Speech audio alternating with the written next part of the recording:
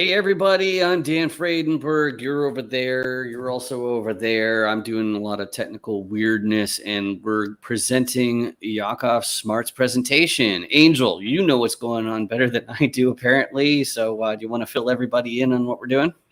I can try. We've got a lot of stuff going on, so I'm not entirely 100% certain, actually.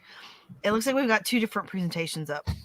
Yeah. It's the problem is I thought they were both the same video. So actually, I was going to intro with the fact that we've been doing this for 9 months now, and I think we've had about 4 major technical difficulties in all those live streams. And so I was getting a little bit saucy today and going like, okay, well, if we have one video that has the talking heads and one video of the presentation, if I have 2 different machines going on just like this, then we can make it happen. And I knew it was inviting trouble. But trust me, we're only going to show the one with the good audio. And I'm just trying to make sure that we're consistent with the other time. So as far as the presentation with the 2 of you talking, I can pull it up on the screen if it'll help you. But do you want to introduce that a little bit, Angel? Again, so basically what we're doing today is we're reviewing the presentations with Yakov Smart. Yakov is someone that can help you reach more investors and potentially raise more capital. So he's a really great guy to know. He's a great guy to have in your arsenal. And he has a super smart program. That's why he's Yakov Smart. And it's a really great conversation that we get to have. Excellent. And Jason, I don't know if you can unmute. Do you want to say hi to everybody and say what's new and exciting? Hi, everybody. I got kids in the background screaming, so that's why I had to mute myself.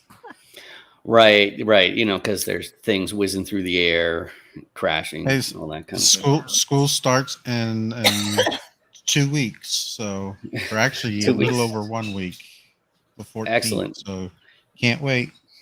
Yeah. Catch it. Just counting down the hours until then. So all right. So let me share the screen here. This is the interview that we're actually going to be going through, and one of the things that is special about the REI Rocks review that we're doing right now, we're here every Friday at 11 a.m. Eastern. We review these summit presentations. Sometimes they're master classes like this one. Sometimes they're round tables. Sometimes they're panel discussions. But we review them at 1.5 times speed because it's all content that you can access in its entirety from our VIP site. We have, I'll throw some triangles up here. Just for fun. There's over 350 hours of this. And if we aren't able to finish the entire presentation, then you're going to have to rewind the replay, scan this code, or you can do it right now with your phone and subscribe at theacademypresents.com/VIP. That's where it shows up here. But we watch it at 1.5 times speed because that teaches you how to consume pre-recorded content faster, which makes it the most effective way to learn the basics quickly. So I highly encourage that, but this is Yakov's presentation. Let's get started. Hey guys, it's Angel, and you are here for the Spring REI ROCKS Summit. And it is amazing. I've said this a million times. You're probably sick of hearing it, but these are absolutely my 6 favorite days of the year because we do this twice a year. So tons of content. Remember, if you want to join us on the live side, you're going to need to do the VIP subscription upgrade. You get content out the wazoo from every single summit we've ever done. You get to watch it however you want to watch it, fast, slow, repeated, whatever you need to do to learn it. Because guys, everything I've learned, I didn't learn from reading a bazillion books or listening to a bazillion podcasts. I learned it from these right here, from these one-on-one interviews, from these summit sessions, from the podcast, from all the stuff that we do, because that is how I learn. And if that is how you learn, you absolutely want that subscription, and the upgrade to the live side comes with it. So it's a win-win. We're going to move on now because we've got a great session coming up. Yakov Smart has got, he's got this capital raising thing in the bag. He's got a whole system that he's created for it. And I want to hear about it too. So I'm going to turn it over to you, Yakov, and let you kind of give us a little bit of information about you and your background, and then we'll get going. Yeah, definitely. Thank you for having me, Angel. It's going to be great. I want to tell people a little bit about my background without going into all the details and share my whole life story here. So I've been personally marketing online since about 2014, 2015. delving into the strategies of using the internet to turn strangers into customers and investors. And wrote the book on LinkedIn marketing called Disrupting LinkedIn back before anyone was really using LinkedIn for business. And since then, a lot of these strategies have evolved specifically for capital raising and what we call investor attraction. So getting more high net worth individuals in the door, building trust at scale, and then taking that trust and leveraging that for raising capital for upcoming deals, right? And the cool thing too is you can automate a lot of the process when you have the right systems in place. And I know we'll be talking a little bit about that as well. I've been working exclusively with capital raisers pretty much since 2020. As a result, today we've had tens of millions in private capital raised as a result of our systems. And I don't know how many investors added, but probably in the thousands at this point between all of our clients and students. So what I'm going to be sharing today, and I know we're going to rip back and forth on the questions, is going to be the most up-to-date stuff. And the biggest thing that I think people can take away is you want the way of thinking, right? You want to understand the frameworks, you want to understand the whys of what we're talking about. Because I think it's easy to get bogged down in the tactics and shiny objects. And there's a lot of content that's part of the summit, but you really want to understand, okay, what's the way of thinking? And how can I go out and actually implement this to drive results? So that's the biggest thing that I want to encourage people to think of today and focus on. Wow. Well, I'm super excited. You know, we talked a little bit before we hit record, and I'm a little intimidated by a system where I don't get to talk to people because like I like to talk a lot. And so having something like fully automated or push button it's scary to me. But I've talked to you some, and I've talked to Amy Silvis, which guys, she fully supports this too. And she just has huge accolades to say about you. And she's really got me excited to learn more. Like, I don't know, to get more people through the top of your funnel. If you don't have enough people at the top, you're never going to have enough people at the bottom. So I'm just going to put that out there, and then just ask a little bit more about what was some of like the things that happened? Was it COVID that really pushed you into developing the program? Was it just people needing more help? What really started the idea behind this?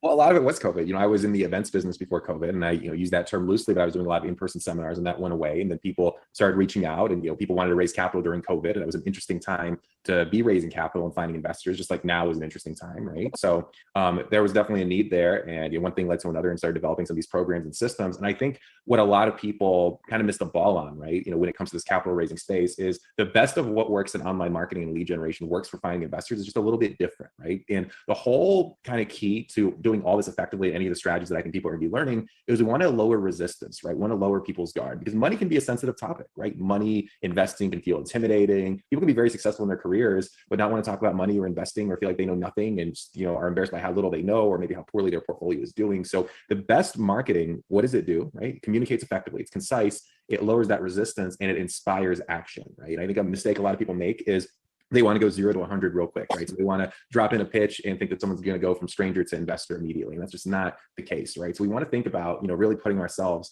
in the other person's shoes, right? Understanding what's their experience and what's the next little step we can inspire through the way that we're communicating and putting ourselves out there. And ideally at those beginning stages, doing that one to many instead of doing that one-on-one initially. Okay, so you've got to be thinking, like, surprise, surprise, but a lot of times we are told either by coaches or mentorship programs that for the lead gen piece, to get your investors, you need a white paper, or you need some freebie for them to grab a hold of off of your website. But I don't know how much traction that gets. And that feels like it's a one-to-many kind of thing. You're going to give these people something for free, but how do you attract them to begin with? It's not because I've got some top 10 ways to raise capital, because that's not my investors. Yeah. So it's not, people are just Googling, I need a freebie to teach me a specific thing, right? So a lot of people miss the ball, or drop the ball with the freebies, right? Because, they hear they should have a white paper or an ebook. And I hate the term ebook. I think it sounds like internet marketing circa 2013. It's like, if you call it a digital book, if you're going to create that, right? So the concept of a lead magnet is something that gets people to raise their hand and say, yeah, I want more info. It opens up the relationship. And that is very important, especially for inbound channels, right? So if you're on a podcast, not driving people to your website, but driving them to opt in, and now you're collecting their information. Now a lot of the automation takes over, right? So it's a step in the journey. My favorite lead magnet is an investor attraction webinar. Why is that so powerful, right? Well, it requires more of an investment of attention, right? Imagine someone watches a 15 to 25 minute presentation, let's say, where they find out a little more about you, your track record, what deals you're looking for, how your unique advantages, and also some of their objections, let's call them, right? Called myths, objections, limitations. You debunk some of those one to many. And imagine, you have that presentation that's pre-recorded, right? And now let's say someone refers you to an investor even, right? So this is where we kind of mix the one-on-one and one to many, and it creates this beautiful combination. So let's say someone refers you to an investor, what do you want to do with that person? Schedule a call, of course, right? But what if before you have that call, they watch this presentation, this investor attraction webinar, and now they're coming in, for lack of a better word, pre-sold, right? You've overcome the objections, they know a little bit about you, and there's the referral, you shorten that sales cycle. So investor attraction webinars, really powerful thing to use. They require a little bit more of an investment, a little more commitment. So they're a great channel with inbound, and you can use them for outbound as well. It's just a little bit of a different strategy. So I don't know if that answers your question. I know we went on a couple tangents there, but the whole lead magnet thing, you can find investors without having one. Like, let's be very clear. But if you're looking to scale your capital raising, it's important to have one. And I'm a huge proponent of investor attraction webinars as that first foundational one. The other thing about investor attraction webinars, guess what? Can repurpose that bad boy into a white paper cheat sheet, because you've got this like content tree, and you can put different branches into social media posts, into different giveaways, right? But I think, at the end of the day, it's this content tree, and there's a psychological framework to take people through that builds trust and inspires action. No, that's amazing. Because one of the things that we've been talking about, my husband and I, is, of course, we have a coach also, but we talked about doing like these different kinds of themed events, like doing an event for, say, real estate agents, and having them come in and us talk about what is syndication. Because in our town, we are the only people doing syndication. There's one other guy that kind of is. He has a lot of friends in syndication, but he doesn't really do it. Sure. So we're pretty much it. And to be able to like explain and record it while we're explaining what it is, even though it's a live event, still being able to record it and getting some of those Q&As, because the questions that they have are going to be not just unique to real estate agents, but unique to people that are learning about syndication. And so then it's like creating a whole pool that we can talk to. And once we've done it once, we'll have a better idea of what the questions are. We can be better prepared for the questions. And then we can turn around and do an event that's for, health professionals, or we can do an event for special needs parents, because that's what we are.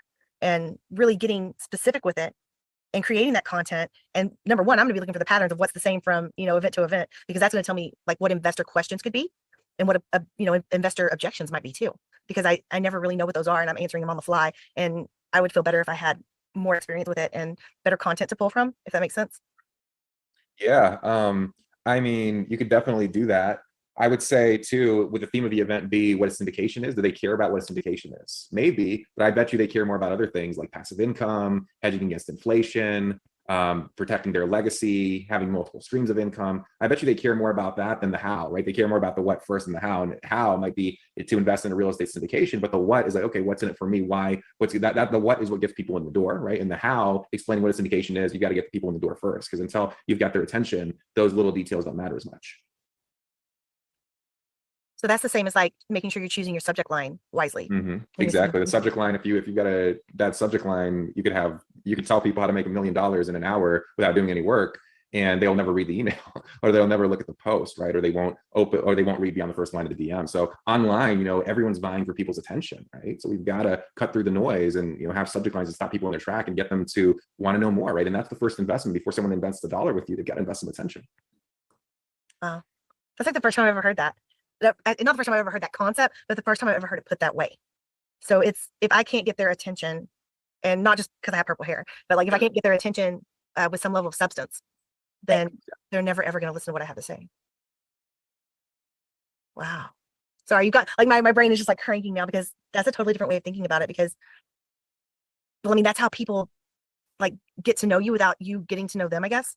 Because like we have a podcast and people come to me and they're like, hey, I heard your podcast. Number one, I get really embarrassed. I don't know why I get embarrassed, but I get really embarrassed, and like I can't make eye contact. And I'm like, oh my gosh. And they're like, no, it's really great. And I'm like, oh my God. And then I'm more embarrassed. But people listen to podcasts and then they feel like they know the podcaster. And so it seems similar to that. Like if you're really gaining people's interest, then they feel like they're getting to know you, because why would they be spending time with something they didn't want to get to know? Yeah, they may not care about getting to know you until they know what's in it for them, right? And people buy differently. I mean, some people are more in. If your listeners haven't heard of this thing, I'll throw a resource out there. The bank code, BANK. I don't know, Angel, if you've heard of it. It's in a sense. There's a book. I think the lady's name is Sherry Tree. It's called like it's buying personalities, right? So there's a kind of a 4-letter combination. It's people's buying personalities. You can take the quiz, get your results. Can you pause it real quick? But people buy differently, and people respond to marketing differently. Some people. Okay. I tried to find that book and I couldn't find it. Did I get the name of it wrong? I'm not sure. So I know I have one called the Banker's Code, but it doesn't sound like what he's describing. I'm interested as well. And this is a great opportunity for you in the audience to interact with us and say, hey, find this book that Yakov Smart just mentioned, because we came up empty. Like I'm happy to Google it when we're going some Actually, more. I think I found it.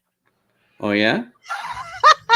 Yeah, I was trying to find it that day and tried to find it later and wasn't able to find it, but it's actually called When They Buy. When They Buy. Oh, okay. Yeah, cool. So we'll have to update everybody in a future REI Rocks event, or actually I got an even better one. If you want to find out Angel's thoughts on that book when she buys it and blasts through it probably this weekend, maybe Marvelous Mondays is a great spot to go because it's free and you get to hang out with all of us. And we have an after party where people, it's pretty much fair game. It doesn't matter if you talk about health or family or real estate, as we're kind of intending. You can still discuss it. So, Angel, do you want to say a thing or two about Marvelous Mondays? Yeah, I can. Marvelous Mondays is really marvelous. We love being there. It's a great way to start the week. You are there with 25 to 40 other syndicators. We're super laid back. Nobody's going to be upset about your questions or upset that you're asking questions. As a matter of fact, just a couple of weeks ago, we had a guy that's on his first raise. And in the after party, I brought it up and like probably 12 people stayed on to help give him ideas. And it was really cool.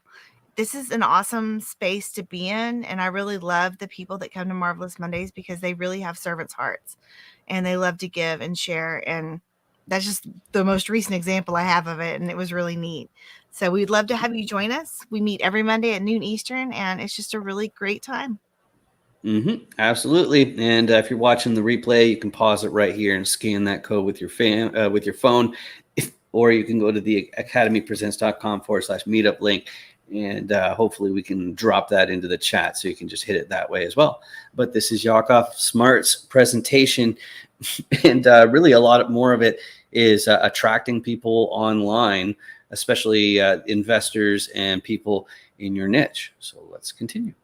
People, like if I start having a conversation with someone, just similar to kind of how we did, Angel, right? At first we chit chatted, you shared some things about yourself, your family. I'm like, okay, this person really feeds off that, right? And that's a big thing for this person to take action and have that level of trust, right? Versus some people like yours truly, right? It's there for me, right? It's definitely important, but it's not in my top two out of those four. That's probably third for me, right? So for me, and we're not going to do a session on the bank code because that's a whole different rabbit hole. People can look that up separately. But there's these different things. So like, for example, when people work with us and they create their investor attraction webinar, their signature talk, we want to speak to all four of those personalities, right? The knowledge people who want a lot of the details, who want to go deep on the stuff, and it's very facts-based, data-based, data-driven, right? All about self-mastery, and they really need to feel knowledgeable. You get the action people that want to know how it's getting them that freedom, and they want that level of excitement, and there's almost an impulsivity. You got the nurture people that really want to know your story about your family. What are your kids' names? Where do you like to eat dinner, right? And then you've got the blueprint people that want to know, hey, there's a system, there's some stability, there's some consistency, right? So, having a long form content, ideally you're in doing it one to many, you're speaking to all those needs, right? And so the psychology is understanding that, right? And it's also, we can talk about ideal investors, right? So if we're talking to someone online, we want to speak differently to someone who, let's say, is a corporate employee in middle management to someone who's a serial entrepreneur just sold their third company, right? It's different marketing, it's different strategies. So that's where being specific can be highly effective as well. Oh, wow. And I was talking to Keely Hubbard, I guess it was 2 summits ago now, and she ran a masterclass and had a presentation as well. And in one of those pieces, we talked about the DISC assessment. And it sounds like bank is kind of similar to DISC, but a little bit different. But what she was saying was that basically you try and put your investor where they go, and then you talk to them knowing that that's where they're coming from. And so it tends, that's a different level of effectiveness. And it sounds like the bank code may be similar to that, except that you talk to all of them in your investor attraction.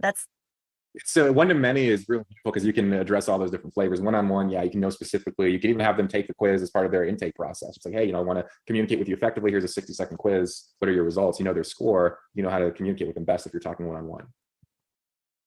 Yeah, no, this is really mind-blowing to me because I feel like with me and my husband, we attract a very specific kind of person. I don't actually know what that kind of person is, but I know it's a very specific kind of person because they all yeah. So I mean, so I feel like we're talking to those kinds of people. But if you open up your mind and it's not like scattershot. You're specifically addressing, this is what this type of person would need. This is what this kind of person would need. And you're being very specific in how you're addressing the needs of all the people out there that could potentially be your investors. Then you're going to attract more, even though to me, I'm kind of thinking this is going to be really broad, but it's actually quite specific. And you're going to be attracting more people than just based on your personality.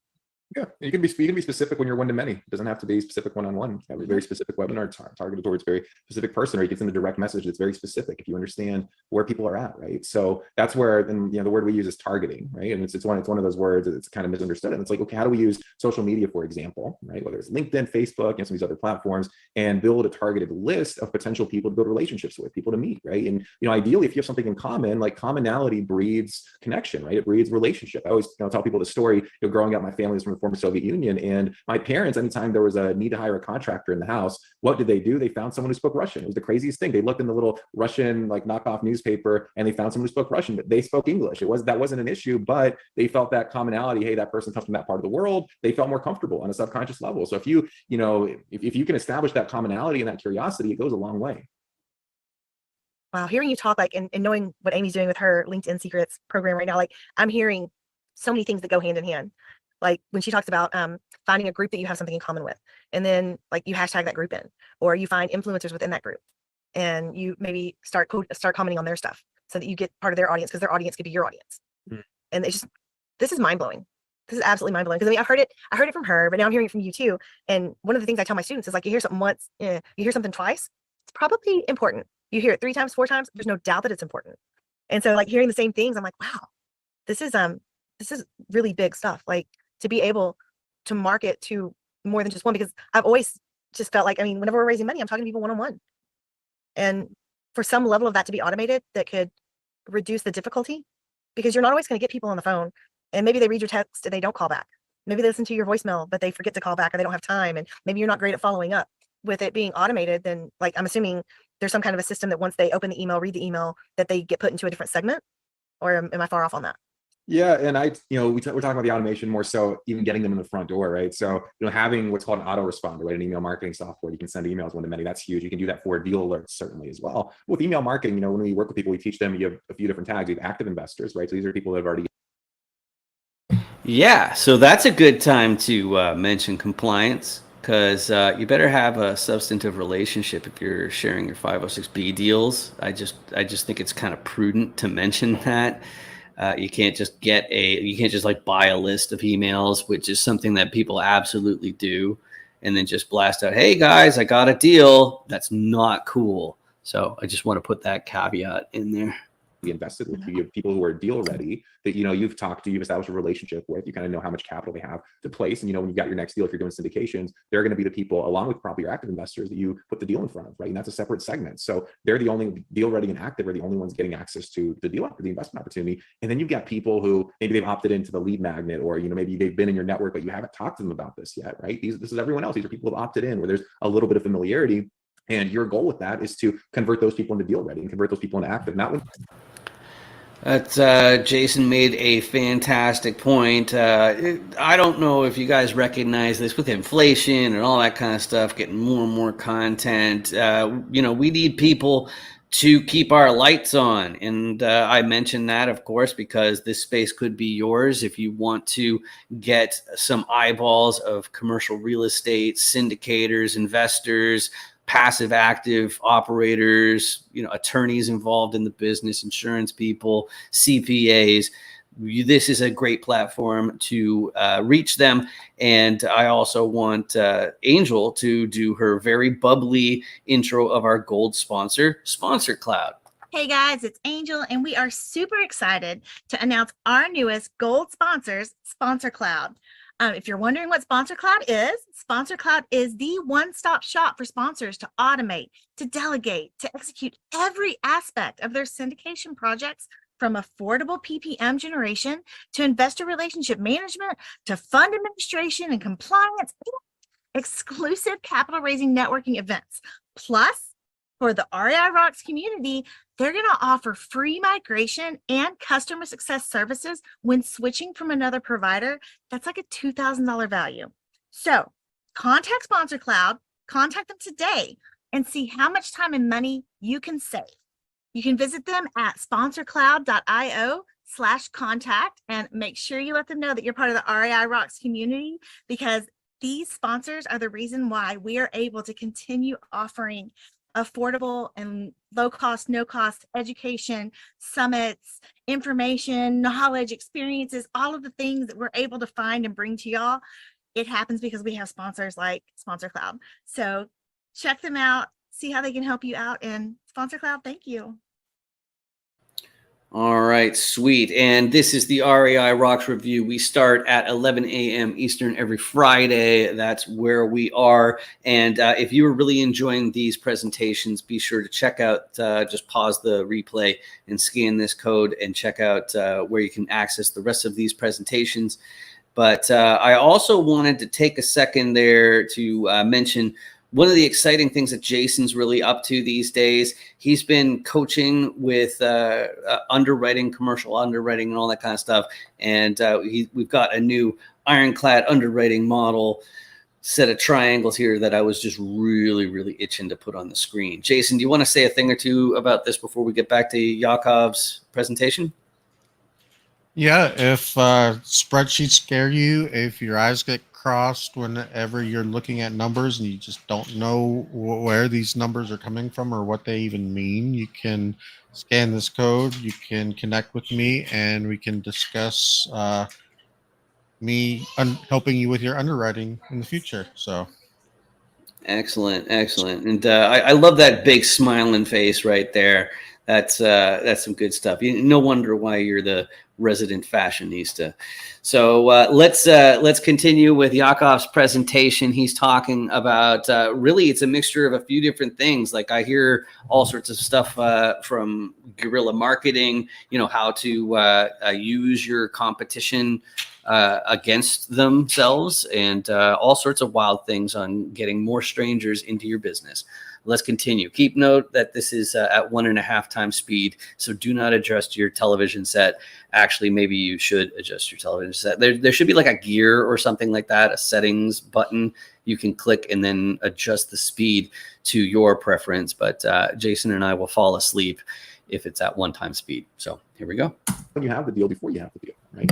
And then the fourth segment, of course, is everyone else. And that's that top funnel, like you said, that front door, getting more people into that front door, right? And what's cool too is you can take someone relatively quickly from not knowing who you are to, after 1 or 2 calls, being truly deal ready, right? And being kind of indoctrinated and being part of your investor club, right? So it's something, that's where a lot of the automation comes in. And a lot of it is about working smarter instead of working harder. I think a lot of people are trying to do way too much, and a lot of the things they're trying just aren't effective. How do you determine what's effective? Data. Ew. You don't like that word? I'm not a huge numbers person, no. Yeah. And it's not it's not crazy numbers. It's just looking at, okay, how many people are being added to the list, how many calls are being booked, how many calls are being held, how many deal ready investors do we have, right? What are the activities that are happening? Everything's data driven, right? And we also use our intuition. We also use our gut. And sometimes we need to know what levers to pull and how to make adjustments. And sometimes that can be a gut feeling that you have. And at the same time, there's a saying that I learned from a mentor. He says, "Data, not drama," and that's the best saying, right? Because it's like you don't like it. Think of it. No, just like I know I should be more data driven. And I mean, different strokes for different folks. But if you have data, it's like, oh. So Angel, I think you have an intuition when it comes to the truth about marketing that was kind of coming out here. That when it comes to marketing, I've always been the most skeptical guy out there. When somebody makes this claim or that claim, my default spot is I don't buy it. I believe they're just trying to get people hyped up to spend their money on advertising and development so that they can basically keep their lights on. And I don't really think that a lot of marketers, have their hearts in it. I think that that's what's going on here, is that you realize that like the slipperiness of the industry. I know that I'm going on into the woods on this, but it would bug me how marketers would have to come up with some sort of plan that was sure to work based on this, that, and the other reason. And then as soon as it didn't work, they also had, like 4 ideas dreamed up why it didn't happen the way they expected. And it just made me go like, come on. Because like tech, it either works or it doesn't. So Angel, have I got that on the mark? Are there any thoughts? So I don't know. I just get a feeling. So like when I'm talking to people, I can and this is where the one-to-many kind of freaks me out, because when I'm talking to somebody one-on-one, I can feel where it needs to go, and I can feel what's working and what's not working and switch it up on the fly. Whereas if it's something set up and it's one-to-many, who am I going to hit with and who I'm not? And if they're in a sequence, I can't change up the sequence because I can't read the person and realize what's not working. And I don't want to, I don't know how to say, I don't want to piss my investors off because I'm not reading them correctly, because I feel like that's really important to make sure that like your investor knows that you're meshing with them and you understand, because they're not just your investor. I mean, they're your friend too. And to make sure that you're moving the way that they're wanting the conversation to move, and that you're telling them the things that they're needing to hear and what they're asking questions about. So that's where I come from on this, but it doesn't mean that I don't believe it would work. I'm a little skeptical. And Yakov and I have had those conversations like offline, outside of recording. And he even one time put out one of his emails about the relationship side of things, because that's what he and I were talking about. I was like, how can you automate and still be relationship driven? And so he and I had a really amazing conversation about that. I wish it had been recorded, but he understood where I was coming from. So. Yeah, I love that. And I think that's why we're a good match in one particular side for development. So because, like I've always been attracted towards the more expensive side of things. And also because I see a lot of developers, one thing that they'll do is they'll get really upset if they spend like a few weeks on a project and then it just never gets used. Like it never gets promoted, never gets anything. It's like, well, why did I even, like put my blood, sweat, and tears into that? And so that led me to an understanding that you shouldn't automate anything that you don't understand, or you at least have like tested out and figured out if it's any good or not, right? Done is definitely better than perfect. But the thing is, you shouldn't be developing and spending a ton of time on something that's not going to move the needle if it takes your development team off of the thing that's going to move the needle. So yeah, this is great stuff, and I hope y'all appreciate it. I can't believe we're giving this stuff away for free. I think we're bonkers. But I guess the other thing they could do is they could subscribe. It's yummy. If you're on YouTube, just subscribe. It's hit the subscribe button. It's like down there somewhere. But this is Yakov Smart's presentation, and you're watching the REI Rocks review. We're here every Friday at 11 a.m. Eastern. Let's keep going. Oh, nothing's working. I'm stuck. That's where our mind's going to the stores. Capital raising is harvested date. Okay, this week, how many new people were out of your list? How many people did you talk to? How many offers did you make? Were they qualified? What activities brought more people in the door? What levers could you pull? It empowers you in a different way, right? Because now your decisions are being based on data. You actually, we'll use another word here, systems, right? So that a lot of this can run without you having to do manual labor, and you can really start to scale this stuff. Yeah, no, I've had plenty of people say that you can't change what you don't measure. Well, I don't know that I agree. You can. It's just not very smart. I mean, you're throwing darts at the wall, right? If things are measured, the data gives us clues, right? It takes away a lot of the emotions out of it, or what stops people on their track is like, oh, well, what if it doesn't work? Well, at the very least, you're going to get some data, and based on that data, you're going to make adjustments. And certainly, we all make adjustments in every area, right? Because that's being data driven, right? So, it's something that's been a paradigm shift for me too over the past few years. It's like, really every area of my life looking at, okay, what's the data, right? Not the drama, like what's the actual data, right? And we don't need a bunch of numbers. Sometimes there's one key number or one key, like a piece of data could be, man, when I sleep 7 hours or more a night, I just feel so much better, right? That's a feeling, that's data, cause and effect. No, and that it is empowering, because we do a lot of things. We have like daily themes, we have daily posts, we have a Facebook group, we do summits, we have podcasts, we do all these things. Yeah. And it would make way more sense to look at what if any those items are producing, because then you can drop something and not feel so bad about it. Because I think that there's a lot of times where people say, oh, but I've got 230 episodes out of my podcast, why would I stop that? But if the data isn't supporting you continuing to have the podcast, it doesn't make sense to continue to pour time and effort into that. Or if you're doing daily posts and not getting any traction, then maybe you need to change what you're doing, instead of saying, oh, but I've been doing this for a year and a half, I can't stop doing my Financial Freedom Fridays. Right, and repurposing is the alternative. That's the real secret, is just finding out what works and then just trying to find some way of modernizing it. I think you're just full of great points today on this one here, Angel. But if nothing is coming from it, then it doesn't make sense to continue it. Yeah, and sometimes just having that longevity isn't what best serves you, right? And also knowing how quickly do you make the adjustment, right? Because you also don't want to adjust too soon. So we talk about something in our program called the straitjacket approach. Like if you've got a campaign going, you let that bad boy run for at least, depending on the data, depending on what volume you're doing, usually at least 2 weeks before you switch anything, right? Because otherwise, if you're like me, you can be a little impulsive. Okay, shoot, it's been 24 hours, no one's responded yet. Okay, this doesn't work. Okay, there is a traffic amount component to that. And the 2 weeks thing, I'm totally a fan of. But if you look at any of these big traffic measuring suites, all of their A/B tests, they'll have different milestones you can hit before it chooses a winner. So if you are able to access somebody who can send, thousands of clicks with a single email, then you might be able to figure out the efficacy of your offer, within a week or something like that. If you've got like thousands, tens of thousands, hundreds of thousands of clicks. But if you're like a lot of real estate people, especially when you're starting, you're basically getting a trickle of like 8, 10, something like that. And it's really key for a CEO to be patient, like Yakov's describing, and like it might be months before if your offer is any good, if you just don't have the traffic. So I just wanted to add that addendum.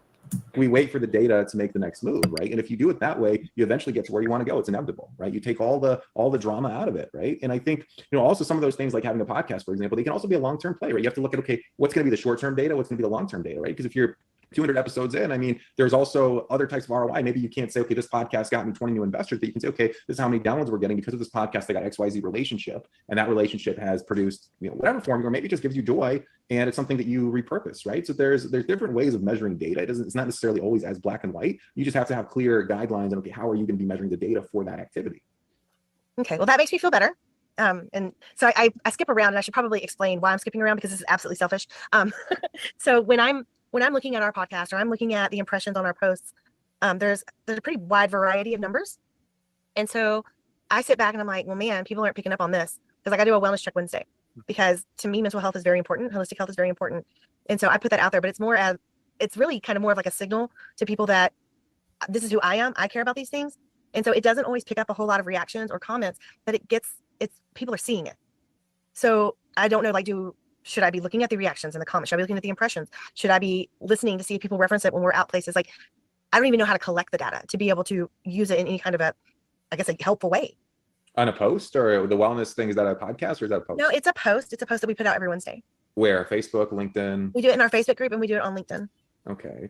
And so LinkedIn, if it's your personal page, they'll give you the impressions at least, as of now anyway, right? And then Facebook, I think it also gives you the eyeballs. It gives like a reach or something. Yeah, it's like it's been seen by this many people, right? So the first thing we can be like, okay, if you have something that you want to do, how can we optimize this? Maybe there's other places to post this. Maybe there's other places to share it. Maybe you also send it to your email list, right? And that way, you get some more eyeballs, right? So if you're doing, what are all the ways to maximize the current effort, right? And then those eyeballs, they add up too, right? I forget what it's called in psychology. I think it's called the mere exposure effect, right? So if we see a person or a product, I think 8 to 10 times, it could be a little lower, we start to feel familiar. And I, look at this socially as well, right? So there's people, I host local events from time to time. There's people I've seen now, 6 to 10 times, there's a familiarity, right? Even after the second or third time, there's like this instant familiarity. We could have had a 2-minute conversation. It's like, okay, I saw this person at this place. Now I saw this person at this place. Now I saw this person at this place. So our mind almost plays tricks on us, and it creates more familiarity and comfort, right? So those are some ways to think about it. I don't think, and maybe it's something that you stop doing, right? That's a possibility. I'm not saying that either, but first of all, where are all the ways to maximize it? And at the end of the day, I kind of like to look at things in straight lines, right? What's the path, and what's the most direct way of getting there, instead of just going like that and spinning around and cartwheels and stuff. Yeah, I hadn't thought about sending stuff out to that email list, because, so this is my own personal thoughts again. I'm putting blinders up. I got blocks, but we have a really high open rate. And I think it's because we don't send out a bunch of emails. So when people see an email come out from us, they're like, oh, wow, they hardly ever send anything out. I better open this. And when I say really high, I'm talking like over 50%. We have how many subscribers you get? It goes out to a few thousand. Okay. And how many, and this is where we look at data, right? If you're raising capital, how many of those people, ballpark, you don't have to say an exact number, but it's like, if you have a couple thousand subscribers, how many of them have booked calls to talk about investing, right? It's like, whatever that number is, that's more important than open rate. So that one's a little bit tougher to pinpoint. because we have a virtual meetup every Monday, Mhm. and we have anywhere from 25 to 40 people that show up at Mhm. those. And many of those people are on our list. So I don't know if they're considering that when they're coming in to talk to us, because we talk about everything. It's not just real estate vomiting on everybody. We talk about all sorts of stuff, but I don't know if that would be a correlation because they saw something on the email list or they saw a post. I don't know. It's probably something I should ask or track or. Yeah, could be useful. Like when I do email marketing, I don't care about open rates necessarily. I mean, I care as long as they're in a range, as long as like if I see something that's like super low, I'm like, okay, weird. Like, was there a delivery issue? Or if I see something that's an outlier, but I know what the range is. I'm like, okay, there's a range of, it's going to be between this number and this number for me. Typically, I'm like, I'm good with that. What's much more important is click-through rate, right? How many people are actually clicking? How many people are taking action from this email, right? And even if a few people are doing it, that can be huge. And even if someone's not opening the email, if they see your name and they see the subject line, that's a touch point. They're like, oh, this person, I'll get to that. Maybe they don't, but it's a touch point. It's a little reminder that you exist, and it creates more familiarity, and it creates more of that relationship one to many. That's a completely different way of thinking about it. Yeah, I've been like, I don't want to annoy people with emails all the time, but at the same time, it's another reminder that keeps you front of mind, even if they don't open it. Attention, yeah. Wow. Yeah, I hadn't thought about it that way. Completely different way of thinking about it. Man, I'm really glad that we're having this conversation because it gets me thinking about things from a different perspective instead of like how it would make me personally feel, because not everybody is like me. Actually, there's nobody else out there like me because I am unique. I'm just like everybody else is unique. But instead of thinking about it that way, I've been thinking about how I would react if I saw all these emails all the time. And I should have been thinking about it differently. It's a journey. And some people get triggered by, oh, this person keeps emailing me, right? And it's like, well, if they unsubscribe, cool. I'm good with that, right? Because like collectively, is it moving me towards where I'd like to be? Yeah, and I'm good with that. People unsubscribe, they probably weren't going to take action anyway. If they just, we gotta be selective of who we have in our worlds. So if you imagine your email list was 10 times larger and you sent out an email, you'd certainly get a lower open rate. You'd certainly get more unsubscribes. You might every once in a while get a nasty message from someone that says, oh, how dare you talk about investing in today's economy, go off on their thing, right? So when we get in front of more, and it's an important thing for me to remember too, as we get in front of more people, more of that happens, but it's part of the data. it's part of, because we also have more attention, we also make more money. So it's part of the game. Wow. Yeah, no. So guys, for those of you out there listening, this is really uncomfortable for me to even be considering like looking at data and stuff, but I'm sitting here listening to you, Yakov, and I'm thinking, I'm never going to get any better, bigger, better. I'm never gonna be able to do bigger and better things if I don't do what it takes to grow more exponentially than we are now. So that's as uncomfortable as it is. Just know that I am, in fact, like thinking seriously about what you're saying, because it could be that game changer, right? Yeah, that way of thinking. And there's no law that says you have to grow to a certain size. Like sometimes, we need to stabilize for a while, and sometimes there's different seasons, right? But yeah, it requires different actions. It requires different thinking to create different results. That is so funny that you say that. I say that to my 15-year-old all the time, along with I say, play stupid games, win stupid prizes. But I love that one too. But I tell her all the time, I'm like, you're doing the same things over and over again, expecting different results. That's not how it works. And I can tell her that, but it's like I'm not hearing it myself. And it's okay to do that sometimes. Sometimes we need to repeat a mistake 10 times before we learn. I mean, sometimes it's what's necessary, and that's the journey. So there's no reason to judge it or self-judge, but sometimes we need to, it's like with relationships. I mean, there's no better example that I could do. Like sometimes people need to date 5 of the exact same types of people and have 5 toxic experiences until they meet the person that's right for them. And that's just part of the journey. You can tell them whatever, that maybe they need to get back together with an ex. You can tell them whatever, but they need to have the experience. That's where they're at. And what better place? We're already getting pretty meta here, and we're talking about dating somehow. But it's time for the doggy bag, because we're complete teases. We only show part of the presentation because we keep it down to 45 minutes to give you guys the rest of your day back. But as far as takeaways, doggy bags, I wasn't. I know we were doing some back and forth in the chat here. I don't know if that's where you want to use as your doggy bag, or if you got something else there. Angel, what are you thinking? Excuse me. This was just a really cool conversation to have. It's not every day you get to talk to somebody that's not just digital marketing, but with a specific purpose and direction toward capital raising. And I'd really been told about Yakov by several different people, and it was really neat to hear what he had to say and the things that he's put together. So I don't know. It was just the new ideas. The emo one was probably the one that caught me the most off guard with, even if they don't open it, they're seeing your name in their inbox. They're reaching top of mind because they're seeing your name in their inbox, because I never thought about it that way. I thought about it as I don't want to be irritating people and spamming them. And again, that was Right. a personal thing. So Right. And your list is definitely an asset. And like, I'm not sure that I completely agree with one point he was making there, which was unsubscribes absolutely matter. They're definitely going to happen. Like, I don't care how little or how often you email, you are going to get unsubscribes. But I'm not blasé about them, especially in real estate, because your real estate leads, as far as industry goes, you're going to be about $5 for one email address. And so when you get unsubscribers, then that, there is a cost. There's a loss, from an asset type of thinking. I'm not talking about an accounting sense. But that absolutely adds up, and you need to be really careful about that cost. And that's also why you have to be careful about who you promote. I know that if somebody is promoting somebody that I have no respect for, then you can bet that my unsubscription is going to be right there. But Jason, what are your takeaways, or do you want to piggyback on any of that stuff before you take away? I like unsubscribers. Because obviously we're not appealing to that customer, and if we're not appealing to them, we don't want them as a customer. We want to appeal to the people that are attracted to us and have what we have to offer.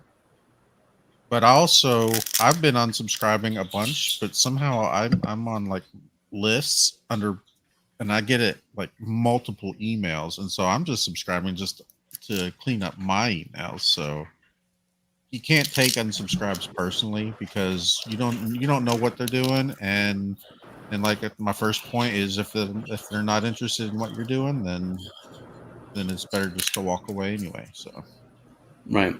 Especially as your list gets bigger, because there's a cost involved. Like if you're talking tens of thousands of contacts, you're talking like $1,500 a month just for your email server. So like that's substantial. Like that's like rent for a lot of people. It's more than a lot of people's rent in Wichita Falls, but. So that is some fantastic stuff. I thought that was really great. There was some good back and forth, some great ideas, some great fundamentals of marketing and digital marketing processes included there. But we are here every Friday at 11 a.m. Eastern. We're on LinkedIn. We're on YouTube. We're on Facebook. We're on Twitter or X or whatever it's called today. I don't get any of that kind of stuff.